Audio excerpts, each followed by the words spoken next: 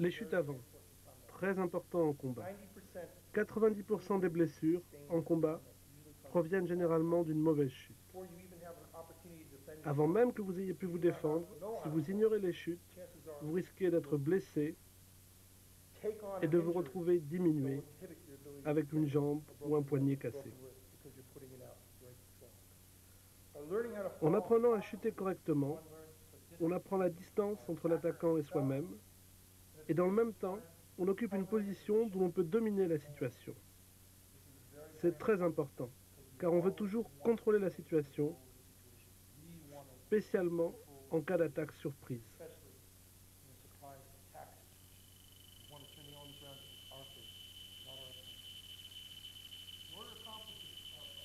Pour accomplir une chute avant correcte, partez d'une position normale. Fermez les yeux. Faites un pas en avant. Ensuite, posez vos mains sur le sol et poussez vers l'avant. Démonstration.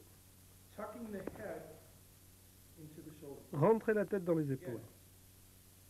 Encore une fois. Encore.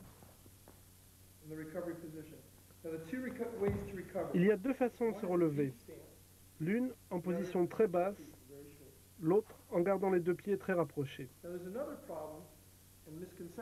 Il y a un autre problème, une erreur au sujet de la chute avant.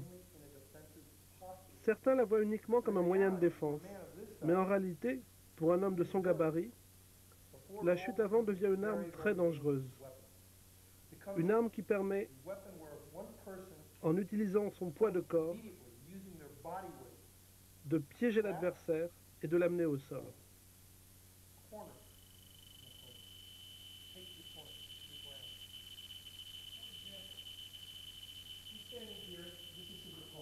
Par exemple,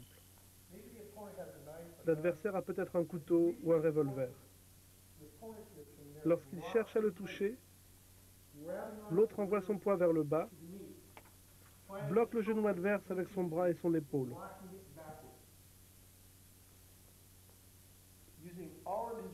Utilisant tout son poids, il va faire basculer la jambe, renversant tout adversaire, spécialement un adversaire plus grand et plus fort.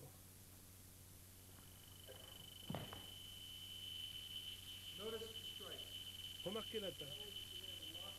Non seulement il a fracturé la jambe avec tout son poids, mais quand il chute, ses pieds sont prêts à frapper.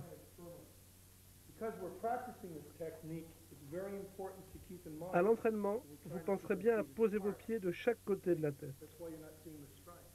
Mais dans la réalité, on vise le crâne.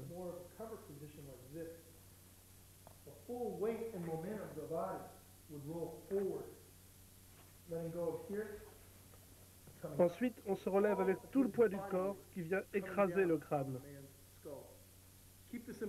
Souvenez-vous bien de cela. On a besoin seulement de 3,8 kg de pression pour faire éclater un crâne si celui-ci est coincé.